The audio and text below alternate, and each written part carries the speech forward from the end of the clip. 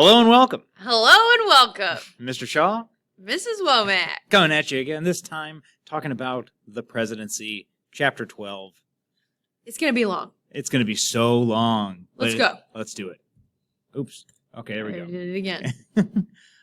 Go for it. Sure, great expectations. So, as we have kind of moved through American history, we have put a lot of higher expectations on the president and what we expect the president to do for us as Americans. The president had kind of, I don't know if you would call it a hands-off role, but as we get into the 20th century, we hit the World Wars, the Great Depression, we expect the president to play a much larger role in American lives in general. And, you know, some people would today say that that's kind of an unrealistic expectation because of the powers that the president is given through the Constitution, although we've expanded presidential power pretty greatly in the last 100 years or so. But anyway, power does not necessarily match responsibilities, okay? Cognitive dissonance. Bless you. Thank you. Americans want strong leader but fear concentration of power. So that's very true. We want a president who, again, can take care of us and handle all these different things that we're going through as Americans, not just personally, but as a country. But then we're also like, ooh, we don't want one person to have too much power. Pump the brakes. So there's kind of a disconnect there.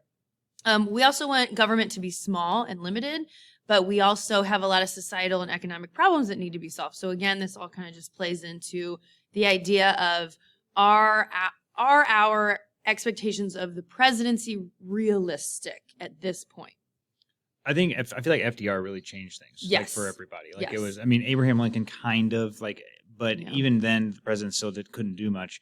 But like after FDR, it was like, okay, now the president should be able to do these things. And like FDR was very popular and he was able to, fix some things, but like we think he did all this stuff and he really didn't, He was the first one to kind of take an economic role as a president, though, because obviously he was... And social too.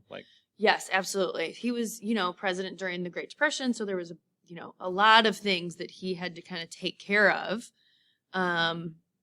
And then it kind of just followed him. Right. The idea of that just kind of followed. We think of it even like the 100 Days thing. Yes. But what I think about with FDR though, just real quick before we move on, he really didn't do much. We think of him as like a really he was elected 4 times, like awesome.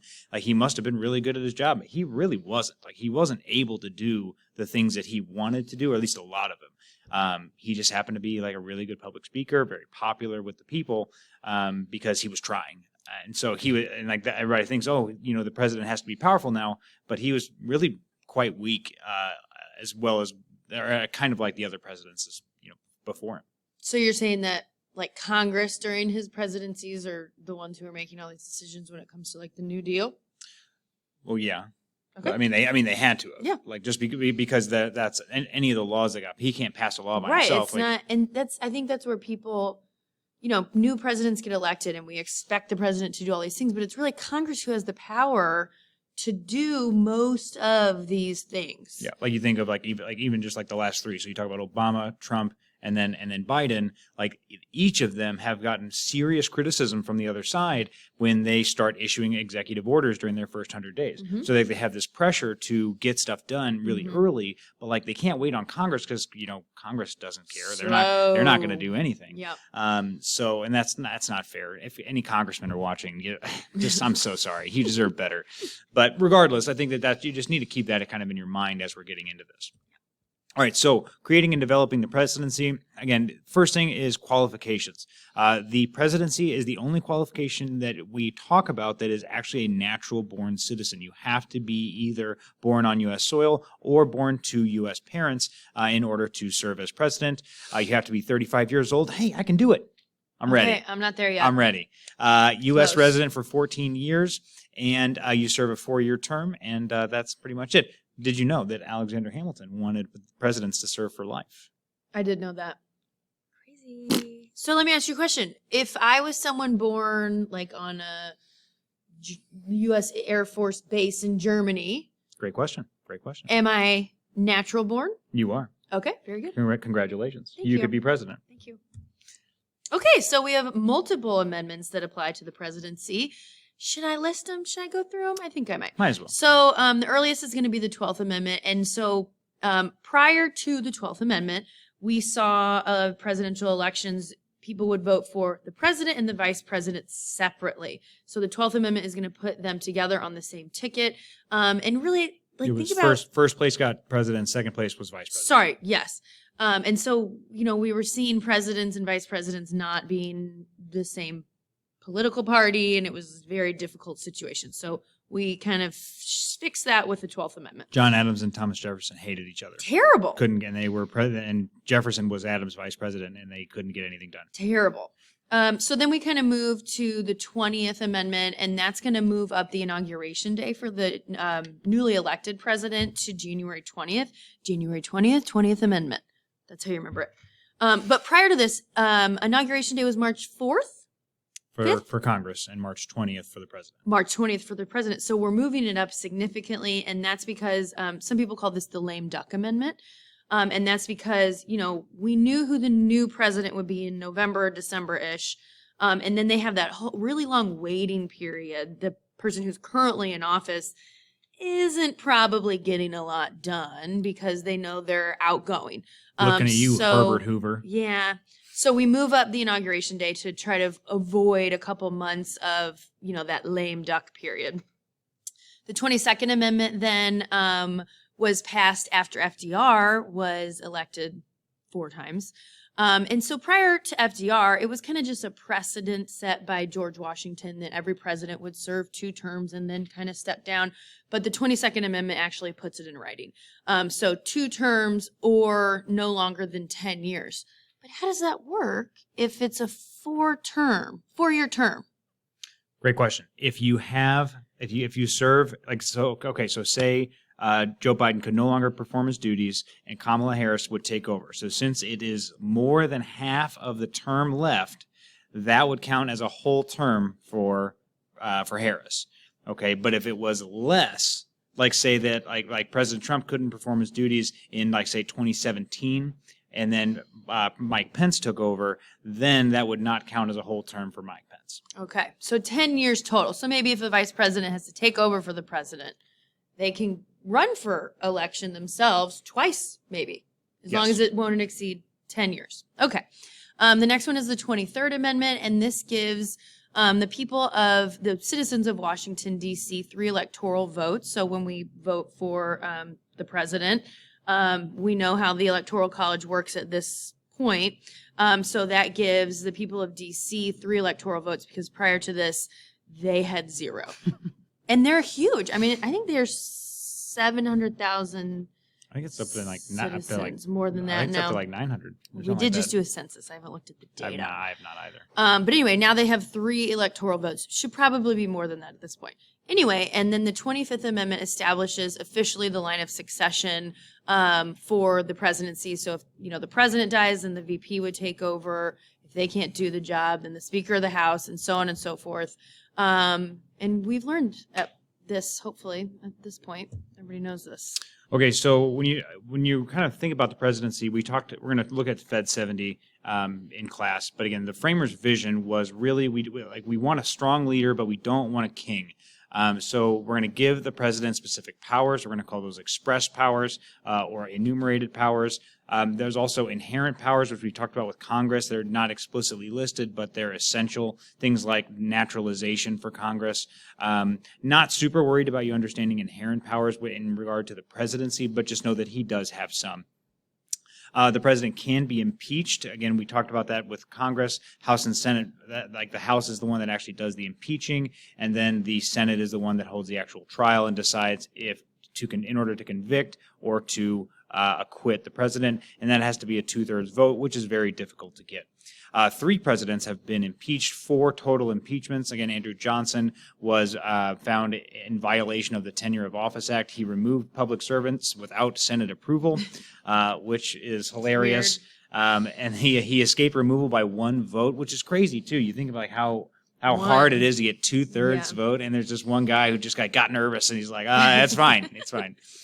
Bill Clinton was perjury and obstruction of justice. More people voted to remove him but it was not the 2/3, so he stayed again. So like I think the Republicans had the majority at that time, but they did not have that 2/3 majority. And then Donald Trump was just recently, he was actually impeached twice. He's the only president to have that happen. The first time was on obstruction of Congress and abuse of power, in regards to, the country is interference with election. What was the country? Ukraine. Ukraine. Thank you. I don't know why. The Ukrainian president. Yeah. And then the second time was the incitement of insurrection. All the votes were on party lines, except for the one vote of obstruction of Congress. Mitt Romney did vote. It was the first time, right? Yeah. Yeah. Mitt Romney voted. He was the only Republican to vote in favor of impeachment for obstruction of Congress. Okay. So the expansion of power, we kind of touched on this earlier about how the role of the president has really expanded in the last 100 years or so. Thomas Jefferson was the first leader of a mass political party. So the framers really didn't see political parties becoming what they have today. They kind of saw it. George Washington spoke out completely against political parties in general. But I think the idea for most of them was there would be a multitude of political parties. And, every person would be able to fit into kind of one that really works for them instead of just the two-party system that we have now. But Thomas Jefferson was the first leader of a mass political party. What was his party? The Democratic Republicans. Okay. Jackson then presented himself as a direct representative of the people. So I guess you could say he expanded the powers a little bit, just saying like, I'm representing the people need these things. Therefore, I should be able to take care of these things. Like he was the one that could help better represent what the people wanted rather than Congress. Right. And then we moved to Lincoln, and Lincoln really sometimes unconstitutionally expanded his own powers. But it was kind of the idea behind that was in, national defense purposes because of the Civil War. So he was trying to mobilize the country for war, and therefore it was okay to kind of expand these powers that the Constitution says the president doesn't necessarily have. He took away habeas corpus. Yeah. He was suspended habeas corpus. Yeah. So, he could jail rebels without having them go through like a jury trial or anything like that, right? That's one of the examples. Just in Maryland, yeah. Oh, just in Maryland. Because if Maryland seceded, the capital would have been surrounded. That's right. Good. Thank you, American history teacher. So Teddy Roosevelt then mobilized the public behind his policies. He used and we've talked about this term probably already, but his bully pulpit, so kind of his microphone or his platform as president. And he really, I would say, he was a president of the people. Oh yeah, absolutely. Yeah, TR. Well, he tried to be.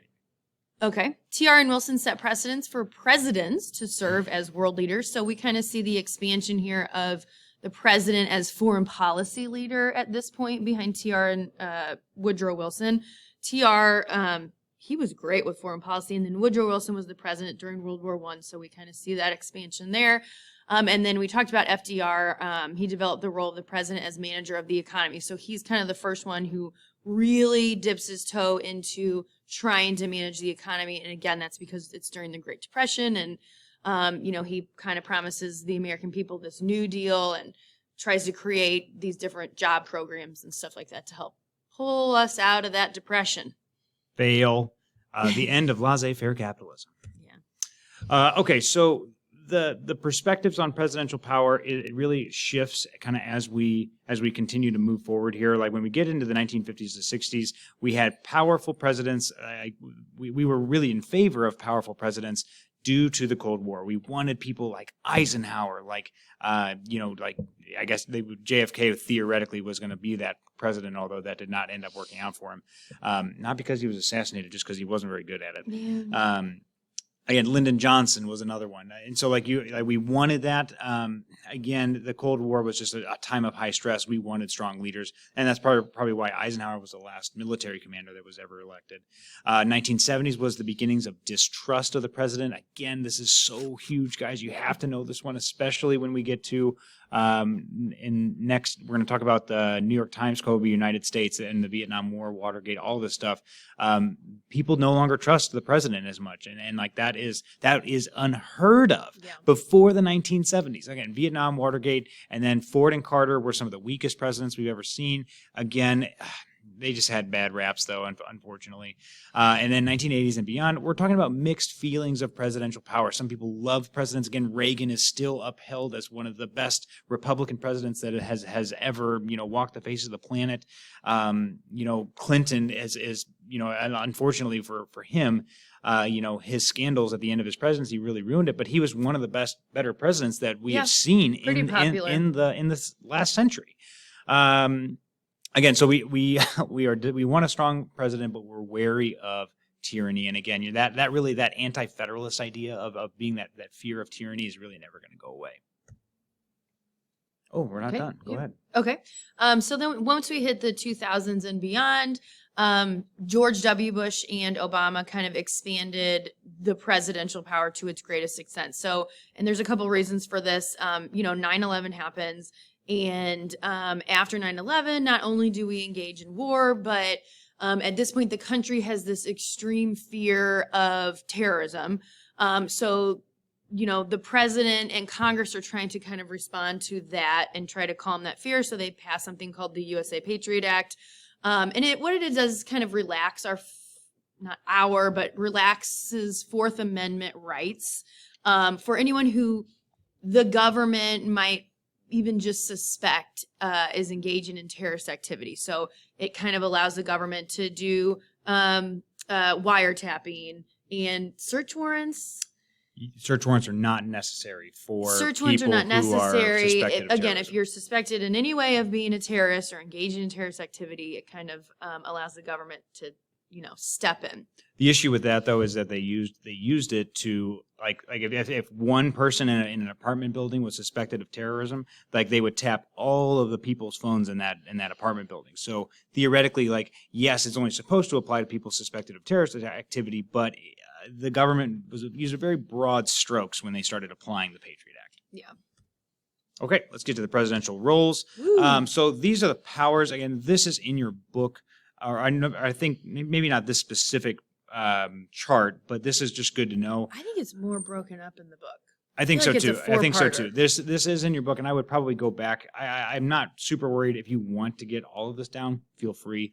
The biggest things that I would probably focus on is formal is going to be enumerated and meaning constitutionally delegated. It is in the Constitution, and then informal is going to be anything that the president can do, but doesn't necessarily is not written in the Constitution. So I'm sorry. And so there's actually all kinds of formal power. So there's all congressionally delegated things, again, the execution of the laws, like the chief executive. Implied or inherent power is executive orders. Again, so I always teach executive order as an informal power. Me too. Maybe I should stop doing that. But it's not in the Constitution. It's not in the Constitution, but it is. It's kind of interesting. Just a solid thing at this point, though. Yeah, it's over. So that's true. Yeah, that's a good point. That it's it's not going away. Yeah. But yeah, I would say I would really pay attention really here to the actually explicit, the enumerated powers, negotiating treaties, commander in chief, appointing ambassadors. All of these are really because those good are to know. hard examples, solid examples you can use, in FRQs or whatever it might be. Formal enumerated powers. Yeah, and then when we get over to informal, I would really probably focus here on use of media and other communication to shape public opinion. That's really bully pulpit. Mm-hmm. That's probably the best informal power that I would have, and really just using his power of his office to get his agenda passed. That's definitely going to be informal. I think that's fine. Yeah. I teach executive agreements as informal too. It's interesting. Yeah. Okay, apparently we've got some work to do. All right. So depending on where you look, there's about 7 to 9 presidential roles. These are the kind of main ones that we go through. Chief executive, which is just the power or, the president at any given time enforcing laws. Okay. Chief legislator, the power that he uses to pass his agenda. So kind of, let's say at the State of the Union address, he informs Congress that he wants to see, this legislative agenda put forth. He wants Congress to be working on, this particular legislative agenda this year. That's going to be him kind of in this role, and then signing a piece of legislation would also fall under that. Like Biden with the infrastructure. Yes, perfect. Chief diplomat, so managing any kind of foreign policy. And then commander-in-chief is obviously commanding the military, the armed forces. Chief of party is his party leader. So anytime he is out on the campaign trail and endorses another candidate from his own party, that's going to be him playing this role. And then crisis manager. And this one I think is kind of newer. Yeah. Yeah. So, any kind of disaster that arises in the United States, which seems to be happening a lot often lately, the president has a role to play in crisis manager. So, let's say a hurricane hits or something, he is going to have to be the one organizing this disaster relief. Technology has made that last one a lot easier. Really, actually, all of them probably a lot easier. But. Okay, so just focusing on chief executive, again, the Constitution exhorts the president to take care that the laws be faithfully executed. So this really, he's going to do this in a number of ways. First one is going to be appointing or removing positions necessary to run the government with Senate approval. You think of cabinet positions are like one of the main ones. Also just like appointing, like the director of the FDA. Like if the director of the Food and Drug Administration is not doing their job, the president can probably ask them very nicely, in a very nice way, through Twitter, to leave their office and submit a letter of resignation, and then appoint somebody new to that role. So that's one of the main ones. Again, we think about the president literally enforcing policy, and that's not exactly what happens. The president is basically just a manager and wants to make sure to put people in the bureaucracy that are going to actually be the ones implementing the laws. The second way he's going to do that is through executive orders, which these are regulations originating with the executive branch. Add there for me, will you add that these are orders that have the force of law? Okay, so it's just the president issues this super fast, okay, and now these carry the force of law. They can be overturned by the judicial branch, though. Okay, so be careful with that. They're subject to judicial review. There you go. So a big example of this is Truman desegregating the military. President Trump,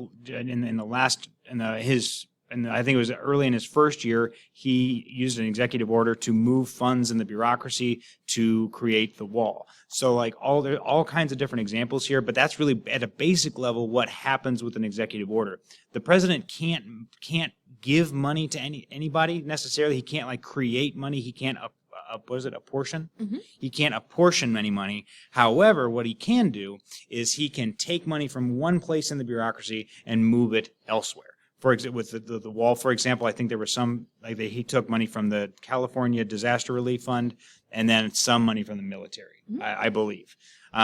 Anyway, so all kinds of executive orders, and just that's one of the president's main tools. Another good example is George W. Bush creating the Homeland Security, the Department of Homeland Security after 9/11. He uses an executive order to do that. For some reason, I was thinking FDR and creating the internment camps for Japanese Americans. I don't know why.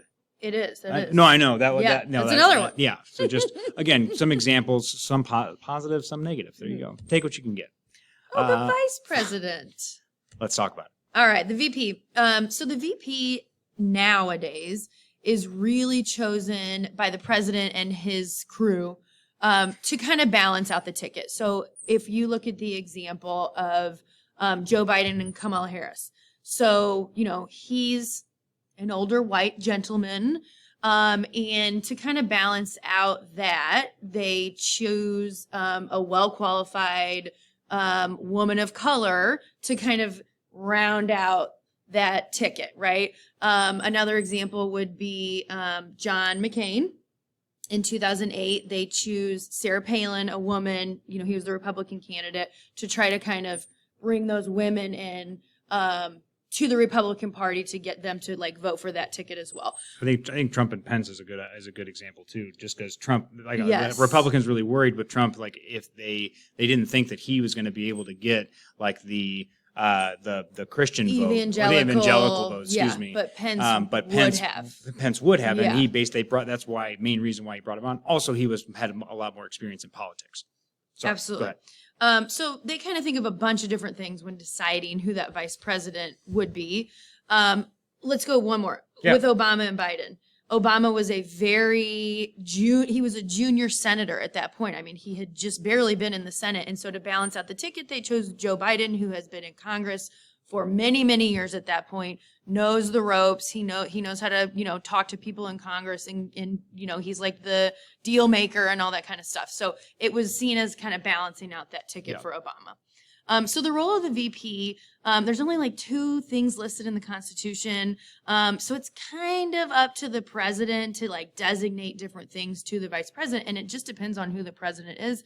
Some vice presidents have, a very small role. Some vice presidents have a large role. It just depends on how the president feels and who that VP pick is. But formally, the vice president is the president of the Senate. And so the vice president will step in and break a tie if the Senate has voted 50-50 on something. In the 25th Amendment, we said before that the vice president's going to step in for the president if for some reason the president can't fulfill their duties as president. And then the president or the vice president is in some ways integral when it comes to policy development. It depends on what the strengths of the vice president are. Yeah.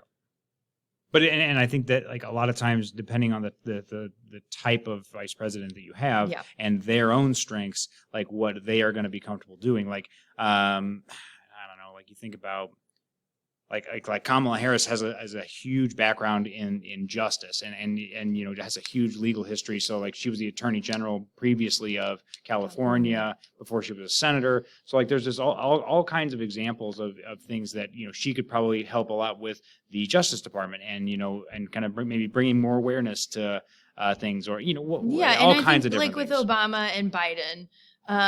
Again, Obama was not super experienced in like foreign policy, and he kind of gave Joe Biden that role to kind of focus more on foreign policy and military relations and stuff like that because he was experienced in those areas. Yeah. Okay. Okay. Administering the executive branch. This is going to continue our discussion of the roles, but we're first going to talk about the cabinet. So the cabinet, these are presidential advisors. There are 15 department heads, and basically it is whoever else the president invites. So you're talking about like the Secretary of State, Secretary of Defense, etc. All those cabinet positions, and then anybody else they want in that room advising them. Again, this could be their chief of staff, the United Nations advisor, economic advisor, the vice president. Vice president is usually considered part of the cabinet anyway. The balance, though. Added that one. Oh, nice job. Here, you want a little pat on the back? Thank Boop, you. boop, boop, boop. Okay. The balance is gonna again. And this is really kind of much more. We have more demands nowadays, like on the diversity of the cabinet. So a president like really just can no longer pick a bunch of old white guys to be in their cabinet. And like I guess you could, Plus, but like it wouldn't old white look. guys It wouldn't don't look necessarily represent the country, right. And Exactly. what we look like. Yeah, and I think that like if you think, the more you think about that, like if you, I kind of think of like sometimes it doesn't work out. Like you'll like appoint people to certain things and they won't like do a very good job. Yeah, but luckily the president has pretty good leeway on firing and appointing new pretty quickly. He asks very nicely. Again, so there's now there's going to be not a diversity requirement, but it's you want to try to expectation. You want it to look like America. You want it to look diverse, and that's expected. Oh, so this is just a list of the cabinet departments and when they were created. So you can see like state, treasury, defense was first. And then as you go down the list, we get the last one was in 2002, Homeland Security. And so if you're, looking at the succession list for who would take over for the president, the cabinet department is in there, but it kind of starts with the first established departments and then it goes down from there. Yes, I would probably focus, if I were you guys, I would definitely know these first four. The state, treasury, and defense, and justice. Not super. A lot of these other ones are really straightforward. Yeah. Homeland Security is easy, but that's Yeah. probably another one. I would probably focus on the first four as the most I important. think so. Okay, the next thing is the Executive Office of the President, also called the EOP. This includes the Office of Management and Budget, which we talked about in the budget video that you'll recall that we made yesterday, but you watched like weeks ago. Again, these people prepare the president's budget. The National Security Council is also included in this, the EOP. They link the president's key foreign and military policy advisors. So you're talking about like the Secretary of State, as well as like the the military commanders, all of them. Also, the Council of Economic Advisors. These are 3 members appointed by the president, and they do exactly what their names sound like. They advise the president on economic policy based on current and future economic trends. Now, what's weird about that, though, is that they can't really affect the economy directly. And I guess maybe that's not exactly true. With some executive orders, you could. Although, in most of the cases, you'd either have to pass a law or you would have to change the budget, which is a law itself. Or you'd have to kind of hope for maybe like interest rate changes with the Federal Reserve. So yeah, the president still has a lot of power here, but it's more of an indirect role. Would you agree? Yes. Okay. All right. So then we have the White House staff, and so this is going to be anybody who's working in kind of like a supporting role within the White House. So there's about 600 members. That's a lot of people working in the White House. The White House is Is huge. it that big? It's huge. Yeah. I mean, I've seen it. I guess I've just never really thought about it. 600 people. That's a lot. And they perform various duties for the president. The principal offices serve political support and policy functions. The chief of staff is responsible for ensuring all other staff are doing their job. So the chief of staff is the person who works probably the closest with the president. Very important position. And they're kind of in charge of this whole White House staff situation. So all 600 people that are working in the White House, the chief of staff is going to kind of oversee. And this is going to even include like secretaries and stuff. Like the cabinet members? No, I mean just like general, clerical. Yeah. I mean even down to that kind of thing. But also people who are And working like custodians too. Yeah. Yes, and people who are working to like help shape policies and stuff like that, like policy specialists. I mean, it's a very large spectrum of who's working under the White House staff title. Also, the president pretty much has full authority for like hiring and firing of the White House staff. There is no Senate approval required for White House staff, unlike cabinet positions and a lot of other appointments that have like ambassadors, all judges, cabinet members. They all have to be approved by the Senate, but not the White House staff. So these are people who the president hires. When there's a new president, he has to hire all of these people, these staff members that will work for him. Theoretically, I guess you could keep some. You probably would want to keep Maybe. some Yeah, that probably do a good job. Know what they're doing. Yeah, I think so. Okay, so the White House staff continuing, the National Security Advisor oversees the National Security Council, again, that we mentioned on the previous slide, or 2 slides ago. They're going to be the point person on national safety. They're going to work with like the Secretary of Homeland Security, everybody else. The legislative affairs, they're going to help draft bills and assist Congress again. So the president has people working for him that are going to be doing all of these things and, being liaisons with congressmen. And then the communication staff, the press secretary, what a horrible job. Role. What a horrible job to have, the presidential press secretary. You can't do the job right. It's just not possible. Like there's so much, you can't say as much. Like you probably know a lot more than you can even say. Right. And you have to say things in a way that sound good. People are just picking every little thing you say apart. Man, no thanks. And the speechwriters too. That's a really big role. Yeah, huge role again. And I think so. For example, Biden after the Taliban took over Afghanistan, Biden went out with a speech and he kind of started playing the blame game. And he started saying, "Oh, well, he's kind of pointing fingers," and it made him look pretty weak, to be honest with you. Yeah, if he had to fire speechwriters, right? And if he had taken responsibility, or said, "Hey, we're going to do that," and not worried about blaming other people, he probably would have come out looking a little bit better. This is the layout of the EOP, the White House staff. I don't really care about this. Yeah, I don't think you need to know. This isn't super important. Yeah, not worried about it. All right, so then it takes us to the First Lady. This is not necessarily an official position, although she does have an official office and she does have her own staff members. And usually what we see a First Lady do is she will choose a big issue to focus on. So like Nancy Reagan's was, was it the Just say drugs? no. It was just Yeah, say no, drugs. right? So kind of the war on drugs. She was kind of extending that from Reagan was focusing on that too as a president. Hillary Clinton's was supposed to be universal health care. I don't think it panned out well. I don't think it did either. Jill Biden's is education. Okay. So they'll pick an issue and they'll really focus on that. Michelle Obama's was healthy eating for children and, all that kind of Melania stuff. Trump's was cyberbullying. Okay. So anyway, they focus on this one issue, and they have a full staff that are working with them on trying to achieve these goals that they have chosen. And in some cases, depending on who the First Lady is, they can also kind of advise the president on certain issues. So Hillary Clinton comes back to mind for me. She was a highly educated woman. She had a lot of experience in the legal world prior to becoming the First Lady. And so Bill Clinton really trusted her to give advice on different areas. And so she had a big role when it came to that. But again, it kind of depends on who the First Lady is. Jill Biden's the same way. She has a doctorate. She's very educated. So Joe Biden really kind of puts heavy emphasis on her opinions as well, I would say. So, and again, I would say probably in the areas of her expertise. Absolutely. It's not like she's not going to advise them on foreign policy. Right. It's going to be on education issues. Right. Sorry. Thank you for clarifying. No, I think you did a great job. Like, I mean, Hillary Clinton is a fantastic example just because she went like she probably had the most power that any any First Lady has had maybe since like Eleanor Roosevelt, I would say. Yeah. And again, it kind of depends on the First Lady and what their strengths are. Kind of like the Vice President too. Yep. All right, part 2.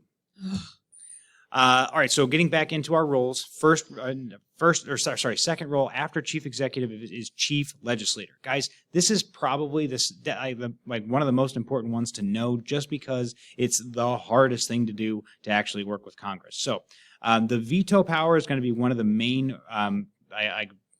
trump cards, for lack of a better word, that the president can play in order to make sure that his agenda is getting passed, and that laws that are in line with his own political ideology are seeing the light of day. So with vetoing, he has 10 days to respond to a bill. If at the end of those 10 days there is no, again, you guys know what a pocket veto is. I'm going to shut up. Okay, pocket veto, it's vetoed if after 10 days and Congress is no longer in session. There is no line item veto. President Clinton tried to do that with a budget proposal, and that was ruled unconstitutional by the Supreme Court. And you should definitely know legislative veto. That is an override of a presidential veto. I think you guys already know that, but just make sure I would put a star by that one. All right, so signing statements fall under inherent powers, apparently. And I would always say informal. I'm going to probably stick to informal. But signing statements are an informal power that informs Congress and the public of the president's interpretation of laws passed by Congress and signed by the president. So if the president if he knows that there's a high likelihood that his veto is going to get overridden, what he'll do is he'll pass the law with a signing statement and say, hey, I don't think this is a good idea, or I think this law should be interpreted this way. Basically, he's trying to give the bureaucracy an idea of how it should be interpreted, also the judicial branch an idea of how it should be interpreted, and things like that. And so more signing statements are issued when there's a divided government. And then we've talked about the executive order. This is implied from the president's vested executive power or from power delegated by Congress. Executive orders are used by the president to manage the federal government. Again, and like I said, it is by moving money around in the bureaucracy that these executive orders have teeth. Okay, so here is just a chart of the different presidents. We're missing Trump and Biden, obviously. But it kind of gives you an idea of the different presidents and the different amounts of vetoes or pocket vetoes they issued, and how many were overridden by Congress. I guess the important thing here is to know that vetoes are going to happen more often if the president is a different party than Congress, one or both houses of Congress. Vetoes are probably going to be overridden more often if there's a divided government involved as well. I think that's probably the big thing here. I would also say that the president is seen as kind of having the will of the people when he is first elected, and so but there's a word for that is escaping me, and I can't. It's going to come to me later. It's a vocab word, I'm pretty sure. But regardless, if the president is seen as strong if he has the public support of the people, and so you'll see like just a great example here is you look at Ford. Okay, so Ford pardoned Nixon as his first thing that he did in office, and that made him see like the people were furious about that. So he issued 48 regular vetoes, and 12 of them were overridden. And That's a lot. He was only president for 3 years. Okay, he has the most vetoes overridden. And again, so I don't know about the divided government during that time, to be honest with you. Mm-hmm. But it doesn't have to be divided if Congress thinks that what they're doing is better than what the president. If they feel like they have a better idea of what the will of the people is. Obama only vetoed 2. This is not complete. Not complete. Yeah. Okay. Yeah. Ignore that. But yeah, like you see, Eisenhower issued 73 vetoes. Look at these pocket vetoes. Are you kidding me? Wow. 108? That's Weird. crazy. So again, only 2 vetoes overridden, though. And again, he was like a pretty powerful president. Yeah. So anyway, gives you an idea of kind of how public opinion really plays a big role in that. Yeah. All right, chief of party is the next role here. And obviously, the president is the face of their own political party. So the president has to work closely with Congress. They're going to work to influence policy. They're going to kind of use their bully pulpit to try to convince not only Congress, but the American people of their legislative agenda. So all these things are kind of playing in together. But as chief of party, they are relying on members of Congress that are in the same party as them to kind of vote with them on these issues that they are focusing on. The president also kind of has to bridge the gap between the legislative and executive branches. And he's also going to kind of rely on let's say Congress, the majority in Congress is the same as party as the president. He's relying on the majority leaders in each of the houses, or the Speaker of the House to kind of bridge that gap between the two branches to kind of work together to get his legislative agenda worked out or passed. Members of Congress can benefit from close relationship with the popular president. So if there is a very popular president, no matter which political party they are in, that's going to benefit Congress, if they're voting with the president on certain things, because if the American people like the president, then Congress members vote with them, then the American people are going to like what their member of Congress is doing for them. And so we say that this is kind of riding the presidential coattails.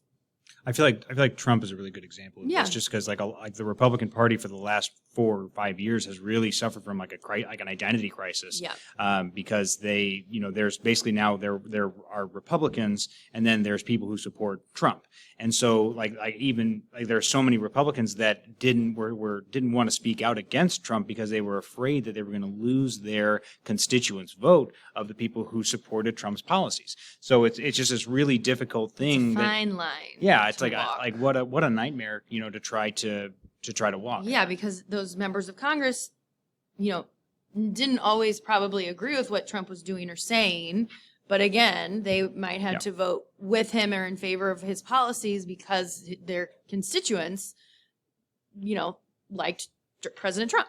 Right. And again, it happens everywhere. That's just one of the more recent ones that's coming to mind. So this is what I was talking about earlier about the public support. So public support is key to a president's success. Representatives, meaning congressmen, are much more likely to vote in favor of the initiatives of a president who is popular with the people. Again, if you look at the approval ratings of a president, if your approval ratings as a president are abysmal, Congress doesn't really have a reason to listen to you. Just because they know that it's not really going to affect them if they don't agree with you. However, though, if you are, riding high, you're in nobody really ever gets up to the 60s anymore, but the 60% range, Like, most Americans agree with what the president's doing. And so it's important for them to kind of vote alongside the president. Popular president's policies are more likely to be followed by Congress in hopes that they will be reelected. Again, kind of going back to what I mentioned on the last slide about President Trump. And it also grants legitimacy. That's what it was. Oh, okay. Okay. Yeah, I got you. Yes. Okay. So like it was the legitimacy of the president again is given basically by by the public. Well, I mean, I just read it. It didn't really come to me. But anyway, that is what that legitimacy is. Yes, the president has won an election. However, they are granted the legitimacy of their office by the people. And that really goes back to the idea of, what's that called? Do you remember? From Unit 1? You got it? No. I don't even know Popular where you're sovereignty? going. Oh, yeah. Popular sovereignty. Power of the people? The power comes from the people. I'm sorry. I shouldn't have put you on the spot like that. No, I didn't connect it. Unit 1, I didn't connect it. It's been like 5 minutes, so. Okay, chief diplomat then. This is going to be the president in the role as basically foreign policy leader. So the power to recognize foreign governments by sending ambassadors. So we know that one of the roles of the president is to appoint ambassadors, and he can choose whom he pleases on this, but they do have to be approved by the Senate. He also has the power to make executive agreements, and this was one of those informal powers. So it's not going to be as formal as a treaty, but it's almost like an executive order in that it will go into effect pretty much immediately, but doesn't have to necessarily go through the lawmaking process or through the Senate in this regard. These are usually over routine, non-controversial subjects, and it's most likely going to be some kind of contract between two heads of state. So the president and then, a leader of another country. Again, no congressional approval needed. It cannot supersede prior treaties or congressional acts. So it can't violate a former treaty that has been approved by the Senate or some kind of congressional act. So like a piece of legislation that's been passed. And again, treaties are formal. So they're going to be issued by the president, but they do have to be approved by the Senate, and that approval is going to require 2/3 vote. For treaties, I usually think about ending a war. Mm-hmm. You think about World War I, Very World War formal. II, very formal. Like they need, like, hey, we've had hostile relations. Like we need a formal resolution to our conflict. But with executive agreements, I think of things like there's an earthquake in Haiti just last week. Sending disaster relief, President Biden could make a deal with the Haitian president and say, hey, we're going to send you disaster relief. That's not controversial. Sure. They need help, and it's usually temporary. After they're good to go, they won't need our help anymore. Yeah. That's what just good examples. Okay, Commander-in-Chief is probably one of the easiest ones. Again, military powers, decision to use the weapons of mass destruction, authorizing military actions during war, and sending troops into specific areas of conflict. Do you remember who the only president is to have actually commanded the troops? Actually have led them into battle? During presidency? During their presidency, yeah. Was it I don't know. It was George Washington. Okay. The only one. Wow. Yeah. I guess that makes sense. Yeah. And then the formal declaration of war belongs to Congress. This is actually one that people, all Americans, miss a lot. A lot of people think the president can do it. Yeah, again, I hate that people don't know this. Yeah. Thanks, Jimmy Kimmel. Gosh. Anyway, the formal declaration of war belongs to Congress. And this is, again, War Powers Act of 1973 is one I would definitely know. Again, put a big star by it. So in Vietnam, President Johnson was issued the Gulf of Tonkin resolution, which allowed him to essentially conduct a police action or just an undeclared war for all of the 8 years of Vietnam. And that was because we were theoretically attacked in the Gulf of Tonkin, which did not happen. Anyway, sorry, I'm talking too much. Controversial. So in the War Powers Act of 1973, the president can send troops for up to 60 days without a declaration of war. This is an intended limit to presidential power to commit the U.S. in an armed conflict. That's interesting. Okay, so the second part about it is that if Congress hasn't declared war within 60 days, then they have to remove the troops, and they have 30 days to do that. And they also have to tell. Sorry, I know too many things from U.S. history. They also have to, if they issue troops anywhere, they have to tell Congress. They have to inform Congress of that within 48 hours. It's apparently largely ignored. Most presidents see it as unconstitutional. Yeah. I don't know how much I would buy into that, but the big thing I would remember here is that it is an attempted limit on presidential power. We don't want the president to be able to conduct, undeclared wars. Nixon was president in 1973. He vetoed it, and it is one of his overridden vetoes. They gave him the old legislative veto with it. All right, crisis manager then. I think this might be the last one of the roles. Yeah. We also sometimes, I know in regular government, we also kind of teach it as chief citizen. So the president is in charge of dealing with crises as they arise. So, I mean, there are a variety of different ones that we can point out as an examples here. But like JFK during the Cuban Missile Crisis, the Iran hostage crisis with Carter? Reagan, 70s. Sorry. Reagan ended it. Okay, I was going to say Reagan. I thought Reagan because I listened to a podcast on that. Did you? Oh, There's a it's podcast. really interesting. There's a podcast for that. It's called Stuff You Should Know, the podcast. Anyway, 9/11 with George W. Bush. Okay, so as Mr. Shaw said previously, modern technology has made this role much easier to execute. And I mean, again, you can pick out any crisis that we have incurred in the last multiple years, and the president is kind of the one who we look to kind of take care of this or try to handle the situation or, provide resources if necessary or whatever it might be.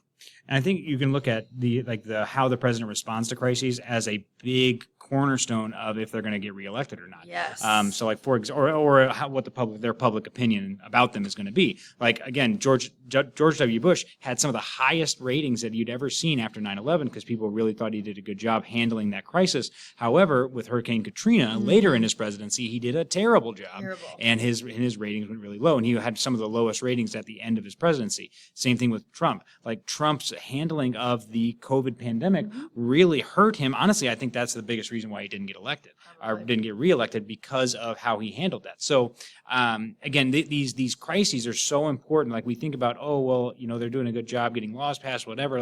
But people remember this stuff. Yeah. And so this is like it's the economy and then the crises that they manage. I don't know why that's like that. That's annoying. Sorry. So sorry. Okay, so working with Congress, sometimes we think about there being two presidencies. This is more like an AP term. I don't really like it that much, but theoretically, Congress people are elected directly by their state or by their district. So we say usually that Congress takes the lead in domestic policy, and then the president takes the lead in foreign policy. Main reason for the foreign policy thing is that the president is one person. Again, he needs to act fast. If you leave foreign policy to Congress, it's going to take them forever to decide on what to do. So again, we need quick action with foreign policy. We can take a little bit more time with domestic policy, but also the congressmen are considered to be closer to the people.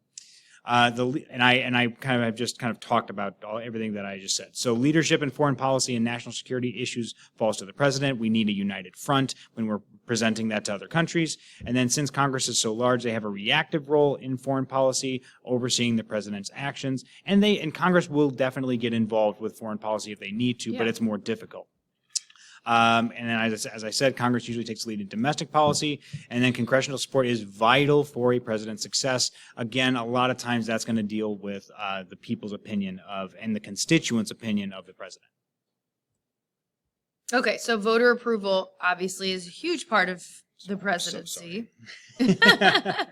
Voters' approval is determined by a variety of different things. Number one, first and foremost, party identification. So, guys, most of the time, if you identify as a Republican, you are going to vote for the Republican candidate. And the opposite of that, if you are a Democrat, you are probably going to vote for the Democratic candidate. Now, the big thing here is whoever is running to be president, they are kind of working to grab those undecided voters or those voters who may not necessarily identify with one party over another. Maybe they identify as an independent. So that's kind of the big thing when people are running for president. It's not necessarily the people who are already in your party. It's those undecided. Presidential responses to economic crises or other issues. So we touched on this heavily. That's a huge part of it because, again, people remember those things. Yep. Public speaking and professionalism. This is also a big thing. So, for example, Reagan was seen as the great orator. He was a great public speaker. Obama was a really good public speaker. And so, sometimes people aren't even necessarily listening to the meat and potatoes of it. They're just kind of seeing someone speak and like their mannerisms. I am someone who talks with my hands, so I would be annoying, right? As like a presidential candidate, I would be like, blah, blah, blah. So anyway, professionalism and how someone speaks and how they look while they are speaking is a big part of it. The president's appeals to the public directly. So how can they connect with the American people? And then media interpretation of the president's actions nowadays especially is a huge part of it as well. The media kind of drives, what we care about because, we're watching the news and whatever they're reporting on is what we're going to kind of choose to care about. And so if they, depending on how they portray a presidential candidate would be, could be detrimental or could be a positive thing. And then public tends to be fickle. But it does. This is true. The public tends to be very critical of not just the president, but people in the public eye in general. And so that is going to play a really big part of voter approval.